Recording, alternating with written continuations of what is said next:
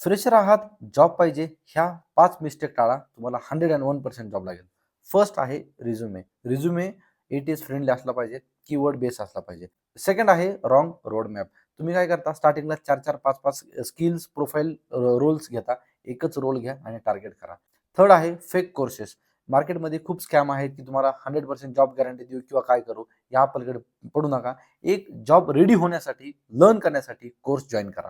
Fourth जे आहे ते wrong expectation. As a fresher खूप लोकांना चांगले चांगले पॅकेज भेटलेत, पण तुम्ही सध्या एक्सपेक्ट थोडंसं कमी करा. कंडिशन, सिच्युएशन सध्या समजून घ्या. जॉब घ्या. म्हणजे जी सॅलरी आहे त्याला सेकंडरी समजा. आणि लास्ट आणि फिफ्थ आहे ब्लाइंडली अप्लाय तुम्ही करता. 200-300 डेली करता, 100 डेली करता, करू नका. 10च ॲप्लिकेशन अप्लाय करा.